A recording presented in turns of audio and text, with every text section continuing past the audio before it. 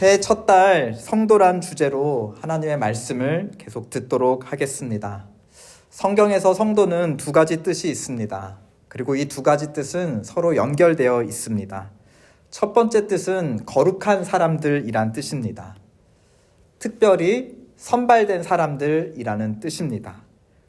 무슨 이유로 선별을 했는가? 두 번째 뜻에 담겨 있는데요. 헌신된 사람들이란 뜻입니다. 불러내서 어떤 특정 목적에 헌신된 사람들이 바로 성도라는 것입니다. 저희 딸아이가 얼마 전 지역 중학교 연합 찬양제에 다녀왔습니다. 각 중학교 6학년 중에서 찬양 합창단, 그 합창단 중에서도 지역을 대표하는 몇 명을 뽑아서 그 친구들이 무리를 져서 그 지역 6학년 대표로 노래를 불렀습니다. 그러니까 학교 관점에서 보면 이렇게 선발된 그 싱어들은 뭡니까? 성도인 것입니다. 지역을 대표해 노래를 부르기 위해서 여러 학생들 중에서 선별된 사람들인 거죠. 또 나라를 대표해 올림픽 대표 또 월드컵 대표 나가는 대표팀 선수들, 나라 입장에서 보면, 국민들 입장에서 보면 그들이 뭡니까? 성도인 것입니다. 나라의 영광을 위해 선별되어서 축구를 하든 야구를 하든 무엇을 하든 해서, 그렇죠? 금메달로 나라의 영광을 바치도록 특별히 선발된 사람들, 그 사람이 대표 성도들인 것입니다. 그렇다면 하나님의 관점에서 성도는 누구일까요? 즉 어떤 특별한 하나님의 목적에 헌신된 사람들이 하나님의 성도일까요? 오늘 본문 시편 149편을 보면 성도란 단어가 시작 1절부터 나오고 있습니다. 그렇죠? 새 노래로 여호와께 노래하며 성도의 모임 가운데서 찬양하라. 또 중간에 5절에도 있습니다. 성도들은 영광 중에 즐거워하며. 또 마지막 끝절인 9절에도 모든 성도에게 있도다. 오늘 본문 시편은 149편은 성도에 관한 노래인 것입니다. 시작 1절에 보면 모여서 하나님께 노래하고 찬양하는 존재가 성도라고 하고 있습니다. 모인다라는 것은 특별한 날, 특별히 이제 구약의 절기에 보면 예루살렘 성전에 모여서, 그렇죠, 특별한 날, 특별한 곳에서 하나님을 찬양하는 사람들이 성도인 것입니다. 또 중간 5절에도 성도들이 있는데 성도들은 영광 중에 즐거워하면서 이번에는 어디에서 찬양한다고 합니까? 그들의 침상에서. 침상이라는 것은 자기 집에서 한다는 거죠. 또 시간상으로는 언제일 경우가 많습니까? 아침에 일어나서든 혹은 밤에 잠들기 전이든. 마치 이것은 독창하는 느낌이죠. 아까 1절이 합창이라면 5절은 독창하는 느낌입니다. 마지막 9절에 보면 성도가 어떤 목적으로 부름받은 자라고 기록되어 있습니까? 9절, 기록된 하나님의 판결대로, 기록된 하나님의 뜻대로 시행하는 사람이 성도라고 하고 있습니다. 그런데 이것과 연결된 요 시작이 6절이에요. 시행한다는 것이 손에 칼을 가지고 있다. 그런데 보면은 그들의 입에는 하나님에 대한 찬양이 있고 입으로 찬양을 부르면서 손으로 칼을 가지고 하나님의 뜻을, 판결을 시행한다. 어쩌면 이 칼이라는 것은 도구를 가지고 일하는 것을 말하는 겁니다. 주로 우리가 낮에 하죠. 낮에 일하면서도 하나님을 찬양하는 존재들이라는 것입니다. 그러니까 성도는 무엇보다 어디에 헌신된 사람들입니까? 하나님을 찬양하는 데 헌신된 사람들인데 아침에 밤에 침대에서도 하고 또 일하면서도 낮에 일하면서도 찬양하고 또 특별한 날, 오늘 같은 날, 약속된 날 이렇게 모여서도 함께 찬양하는 존재가 바로 성도들입니다. 우리 스크린에 보시면 이사야서 43장 말씀에 이런 말씀이 있습니다. 이 백성은 함께 읽어보실까요? 시작. 이 백성은 내가 나를 위하여 지었나니 나의 찬송을 부르게 하려 함이니라. The people I formed for myself, that they may proclaim my praise. 하나님이 우리를 자기 백성을 지으신 하나의 목적, 바로 하나님을 찬양하라는 것입니다. 그것이 오늘 시편 본문 2절에는 이렇게 표현되어 있죠.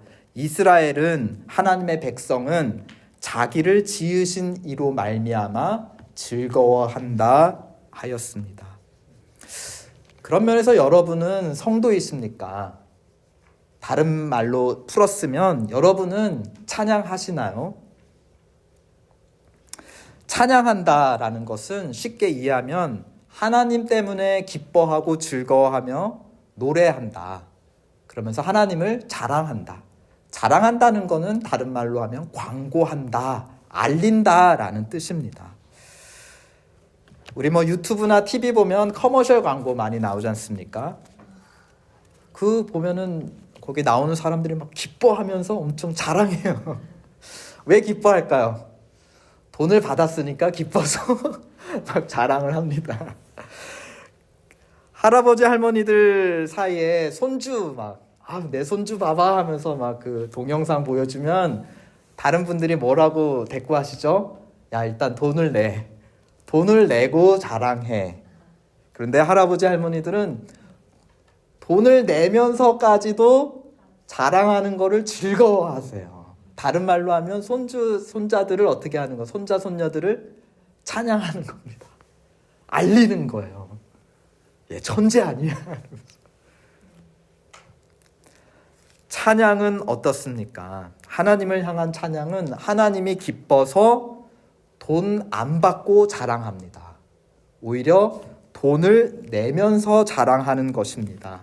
오늘 본문 3절에 보면 춤도 추고 노래도 부르면서 자기가 가지고 있는 악기, 자기가 가지고 있는 시간, 이런 것들을 드리면서까지도 하나님을 진심으로 온몸으로 내 것을 드려서 자랑하는 것이 바로 성도의 찬양입니다. 자랑하는 것이니까 그 자체로 뭡니까? 하나님을 알리는 거예요. 전도입니다. 찬양과 전도는 하나예요. 찬양이 곧 전도이고 선교라는 것입니다. 최근 하나님이 기뻐서 하나님 때문에 찬양한 적이 있으신지요? 여기 교회 예배에서 순서에 따라, 인도자에 따라 찬양한 것 말고 침대에서 일어나면서 혹은 잠들 때 감사하다, 혹은 운전하다, 일하다, 막 점잖게 노래만 아니라 몸도 흔들고 막 책상도 두드리면서 하나님을 찬양해 보신 적이 있으신가요? 혹은 밥 사주고 다른 사람한테 커피 사주면서 내 돈 써가면서 내 얘기 좀 들어봐. 하나님께서 나에게 이런 마음의 평안을 주셨어. 이런 나의 염려거리들을 해결해 주셨어. 혹은 그것이 해결되지 않았는데도 내 마음이 왜 평안한지 모르겠어. 이렇게 흥얼흥얼 하고 있으니까 옆에 친구가 넌 뭐가 그렇게 좋다고 노래를 부르니? 뭐 그렇게 좋은 일이 있니? 그럴 때 하나님이 하신 일을 증거하는 것, 그것이 바로 다름 아니라 찬양인 것이죠.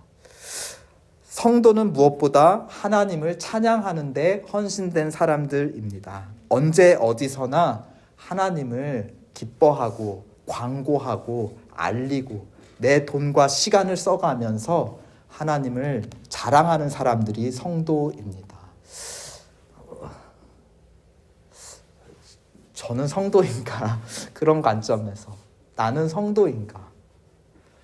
참 부족함을 고백하게 됩니다. 우리 특정 브랜드나 물건을 이용하면 충성 고객이라고 하죠. 속된 말로 무슨 바라고 합니다. 속어인데요. 저는 애플바입니다. 폰도 아이폰 쓰고 태블릿도 아이패드 쓰고 컴퓨터도 애플 맥북 쓰고 그렇습니다. 여러분은 어떤 브랜드, 어떤 상품을 너무 사용하고 만족하기 때문에 다른 건 사용하지 않고 그것만 사용하시는 그 바이십니까? 우리 코스트코 바도 있고 있죠. 왜 우리는 그 브랜드에 그렇게 충성하는 거죠? 그리고 사람들한테 왜 그거를 알리고 자랑하는 거죠? 다른 브랜드에서 못 누리는 거를 그 브랜드에서는 누리기 때문입니다. 또 다른 브랜드에서는 만족하지 못하는 거를 그 브랜드에서는 그 만족이 넘치기 때문인 거죠. 하나님을 찬양하는 성도다. 하나님 때문에 다른 말로 하면 누리는 만족이 넘친다라는 뜻이에요. 그러니까 하나님을 향한 찬양이 없다라는 것은 왜 나는 찬양을 안 하지? 못하지? 그것은 무슨 뜻입니까? 내가 하나님을 만나지 못하고 누리지 못하고 있다라는 겁니다. 그러니까 우리가 성도인가 아니면 지금 아닌가, 지금 내가 연약한가 아니면 성숙한가, 그것을 알려주는 지표가 무엇입니까? 바로 찬양이라는 것입니다. 오늘 그런 면에서 본문은 패턴이 있습니다. 처음에는 하나님을 찬양하라 라고 초대하고 명령합니다. 그 다음에는 왜 하나님을 찬양해야 하는지에 대한 이유, 근거를 제시하고 있어요. 그 패턴을 한번 1절에서 볼까요? 모임 중에서 찬양하라. 특별한 날 사람들 중에 성도들 가운데 찬양하라. 그러면서 2절에 왜 그렇게 해야 되는데에 대한 이유를 말해주고 있어요. 뭡니까? 우리를 지으셨기 때문이다. 이것은 특별히 이 구약 역사 배경에서 출애굽 사건을 의미하고 있는 것이에요. 이스라엘이라는 민족, 이스라엘이라는 나라가 언제 태어났습니까? 애굽에서 탈출하면서 하나님과 언약을 맺고 이제부터 너희는 나의 백성, 나는 너희의 하나님, 이렇게 되면서 이스라엘 민족이 태어났습니다. 아브라함이라고 하는 늙고 나이 들고 자손을 볼 수 없는 사람에서 시작된 이 후손들이 이집트에서 번성했다가 이제 애굽에서 나오면서 하나님의 큰 민족으로 태어났죠. 그때 특히 홍해를 건너 나오면서 미리암과 그 여인들이 어떻게 했습니까? 소고 치고 탬버린 치고 노래하고 춤추며 하나님을 찬양했습니다. 바로 3절에 춤추며 찬양하며 소고와 수금으로 그를 찬양할지어다. 또 2절에 보면 두 번째 이유가 있는데요. 그들의 왕으로 말미암아 즐거워한다. 이스라엘에게 언제 왕을 세워주셨죠? 여호수아와 함께 요단강 건너 가나안 땅을 들어갔고 거기서 12지파가 땅을 분배해서 살다가 이제 다윗 왕을 통해서 마침내 하나님의 왕국, 또 솔로몬을 통해 성전이 거하는, 성전 가운데 하나님이 이스라엘 중에 거하는 하나님의 나라가 거기에 세워졌습니다. 그때 다윗 왕이, 그렇죠, 하나님의 언약궤가 예루살렘으로 들어올 때 어떻게 했습니까? 막 그 아내가 막 책망할 만큼 열정적으로 춤을 추며 찬양을 했습니다. 또 3절에 보면 이제 1절에서 찬양하라, 2절에서 그 이유, 또 3절에서 또 찬양하라, 찬양할지어다 하면서 그 다음 4절에는 찬양해야 될 이유를 말해주고 있습니다.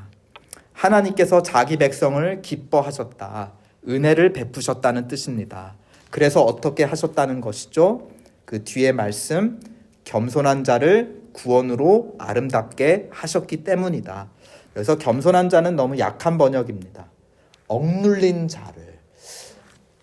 다윗 왕 이후에 이스라엘 백성이 언제 억눌렸습니까? 왕들이 우상 숭배하면서 우상에게 억눌렸죠. 그 다음에 하나님께서 아시리아와 바벨론을 보내 그들을 포로로 사로잡아 가면서 억눌리게 되었습니다.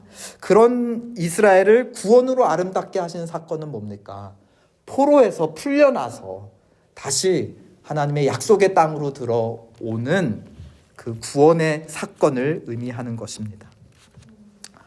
하나님께서 구약 이스라엘에게 베푸신 모든 이 만족, 이 모든 선물의 은혜는 결국 변화의 선물인 것을 우리는 알 수 있어요. 그렇죠. 아무것도 아닌 미약한 사람들이 큰 민족으로 변화되었어요. 그들이 땅을 차지하고 왕을 통해 왕국이 되었어요.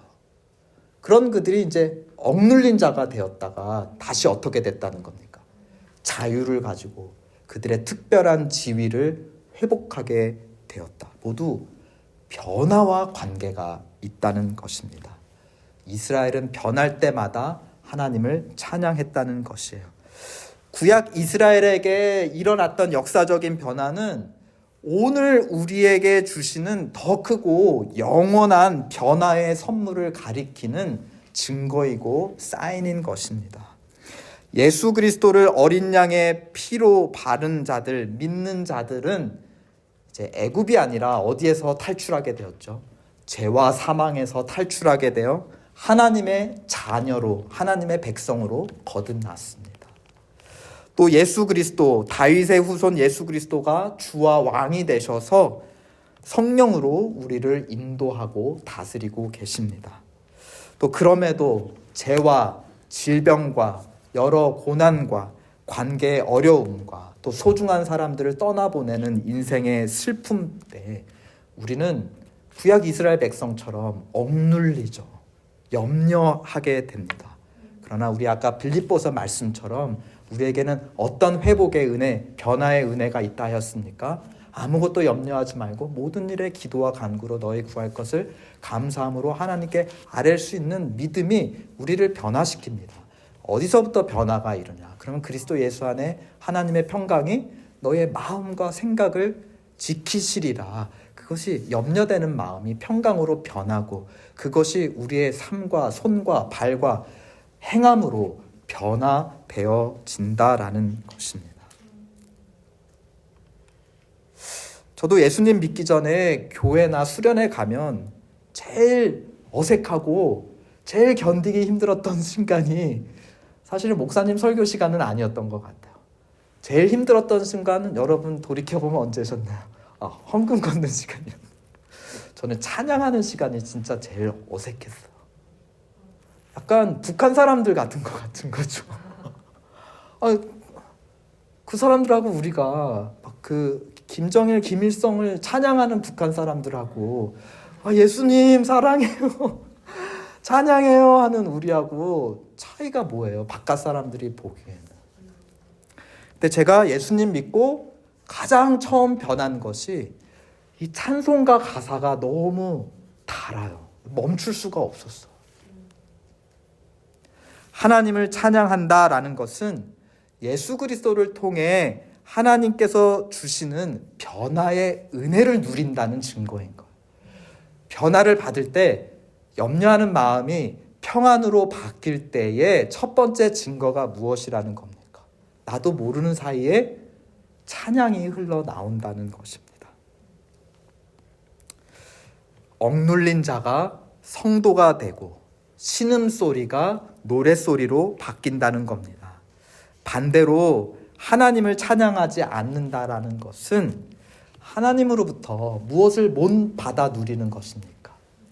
변화의 은혜를 못 누리는 것이에요. 내게 아무 변화가 없기 때문에 찬양이 나오지 않는 것입니다. 그럴 때 우리는 성도답지 못하게 되는 것입니다. 옆 사람들을 서로 이것으로 영적인 상태를 우리가 점검해 볼 수 있어요. 어느 순간 내 아내가 찬양을 흥얼거린다. 감사한 일이 우리 아내에게 일어나고 있구나. 찬양 소리가 끊겼다.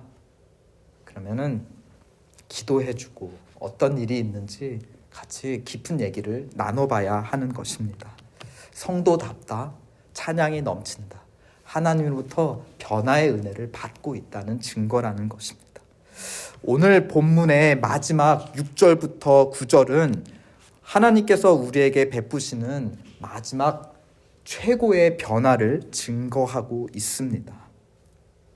6절을 보면 입술에는 찬양이 있고 손에는 양날의 두 날 가진 칼, 아주 날카로운 칼을 가지고 있다는 겁니다. 찬양자가 칼잡이로 변하는 것입니다. 그렇다고 해서 이렇게 폭력을 휘두르고 힘을 휘두른다, 그런 의미가 아닙니다. 칼을 갖고 있다라는 것은 9절의 뜻을 밝히고 있습니다. 기록한 판결대로 시행하는 것이 칼을 들고 있다는 뜻입니다. 하나님의 뜻을 시행하는 무엇입니까? 어떻게 보면 하나님 나라의 공무원 역할을 하고 있는 것이죠. 그런데 하나님의 뜻 중에 가장 높은 뜻, 우리를 부르신 최고의 뜻은 무엇입니까? 오늘 시편 149편이 계속 강조하고 있는 것입니다. 찬양하는 것이 하나님의 지극한 뜻입니다.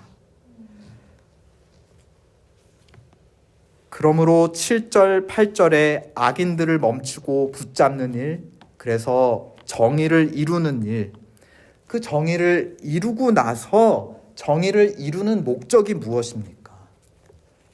정의를 이루고 우리를 통해 평화를 이루신 하나님을 찬양하게 하는 것. 하나님의 일꾼들이 억눌린 사람들에게 용기를 주고 넘어진 자를 일으켜 세우고 배고픈 자에게 샌드위치와 커피를 먹이고 했을 때 그들의 입에서 땡큐, 그것이 디딤돌 사역의 목적인 것입니까? 아니죠. 무엇이 목적입니까? 그들 입에서 무슨 말이 나와야 하는 겁니까? 땡큐가 아니라 땡갓이 나올 때 디딤돌 사역의 목적은 완성되는 것입니다. 18세기 한 영국인 형제가 있었습니다. 그들이 영국 런던 항구를 떠나 우리가 잘 알고 있는 조지아주의 사바나 항구로 배를 타고 오고 있었어요. 근데 애틀랜틱 오션에서 너무 거센 폭풍우를 만나고 이제 배가 가라앉는구나 라고 죽음을 직감했습니다. 그런데 어느 한켠에 이제 사람들이 막 이제 저마다 어떻게 살아야 되냐 하고 막 아우성거리고 공포에 질려 있을 때 배 한 칸 저쪽에서 고요한 무반주의 찬양 소리가 흘러나오고 있는 것이었어요. 그래서 두 형제가 그곳에 주목해 봤는데 그들은 모라비안이란 지역에서 온 크리스찬들, 성도들이었습니다. 모라비안 형제회라고 하는 선교 회원들이었고 이제 미국 식민지에 복음을 전하기 위해서 그 배를 타고 온 사람들이었습니다. 이 형제는 그들이 가지고 있는 믿음, 확신, 이 죽음의 공포 속에서도 하나님께서 그들을 보호하고 지키신다. 실령 육신이 죽더라도 그 영혼을 하나님께서 영원한 천국으로 거두신다. 예수 그리스도가 오실 때 부활의 몸으로 일으키신다. 그 구원의 확신으로 이들이 찬양하는 소리에 이 형제는 아주 마음에 큰 도전을 받게 되었습니다. 이들은 런던으로 돌아가 영국으로 돌아가 성령을 받게 되었고 회심하게 되었으며 그때부터 시작된 것이 바로 감리교회였습니다. 이 두 형제는 우리가 잘 알고 있는 요한 웨슬레하고 찰스 웨슬레였죠. 무엇입니까? 찬양이야말로 하나님, 우리를 부르신 하나님의 최고의 뜻이며 우리가 하나님께 순종할 수 있는 최고의 순종이고 동시에 세상을 향한 최고의 증거이고 전도라는 것입니다. 너는 어떻게 이런 상황에서 찬양할 수 있는가? 이 찬양이야말로 하나님을 향한 최고의 증거라는 것입니다. 하나님의 은혜를 받아 변화를 받아 누리어서 찬양하는 사람이 성도입니다. 그런데 성숙한 성도, 찬양을 시작했지만 거기서 가장 성숙한 변화받아 가장 성숙한 성도는 어떤 사람이라고 6절부터 9절에서 우리에게 증거하는 것입니까? 요한 웨슬레, 찰스 웨슬레 형제를 구원의 확신, 회심으로 이끌었던 모라비안 형제들처럼 찬양하지 못하는 자들을 찬양하는 자들로 인도하는 사람들, 그 사람이 바로 최고의 성숙한 성도입니다. 우리 자신이 찬양할 수 없을 때 하나님을 찬양하는 것도 성도된 증거이죠. 그런데 가장 성숙한 증거는 무엇이냐? 그저 나 하나 찬양하는 믿음 정도가 아니라 무엇이라고요? 다른 사람도 찬양할 수 있게 이끌어주는 사람이 진짜 성숙한 성도라는 것입니다. 우리는 성숙한 성도가 되기를 갈망합시다. 저는 솔직히 좀 겨우 성도인 것 같아요. 그리고 내가 사람들을, 또 우리 가족들을, 또 교회 식구들을 찬양의 자리까지로 이끌어주는 성숙한 성도인가에 대해서 참 자신이 없어, 솔직히. 그리고 정말 회개해야 될 부분인 것 같아요. 정말 그러한 사람이 되기를 또 원합니다. 여러분도 그러한 엄마, 아빠, 그러한 아내, 남편, 또 그러한 집사님, 또 장로님 되시기를 소원하십시오. 정리해 보겠습니다. 성도는 무엇에 특별한 목적으로 헌신된 사람들입니까? 하나님을 찬양하는 것, 자랑하고 증거하는 것에 헌신된 자들입니다. 찬양할 수 있는 비밀은 무엇입니까? 하나님이 주시는 변화의 은혜를 맛보아 누릴 때, 내가 변화되어질 때 찬양이 나오는 것입니다. 어떤 변화입니까? 억눌린 자에서 구원받은 성도, 구원받은 찬양자. 그러나 구원받은 찬양자에 그치지 않고 다른 사람을 찬양으로 이끌어주는 무엇이 되어야 합니까? 찬양 인도자가 되어야 합니다. 성도의 최고의 영광은 찬양 인도자이신 줄 믿습니다. 우리 교회에 두 찬양 인도자가 계시는데 저희가 닮고 따라야겠습니다. 그런 관점에서 여러분은 성도이십니까? 또 성숙한 성도이십니까? 우리로 찬양하는 성도로 변화받게 하소서. 거기서뿐만이 아니라 사람들을 찬양으로 이끄는 성숙한 성도로 변하게 하소서. 새 첫 말씀을 통해 주시는 새해 기도 제목, 아니 어쩌면 우리 인생의 전체 기도 제목으로 받으시기를 축원드립니다. 아멘.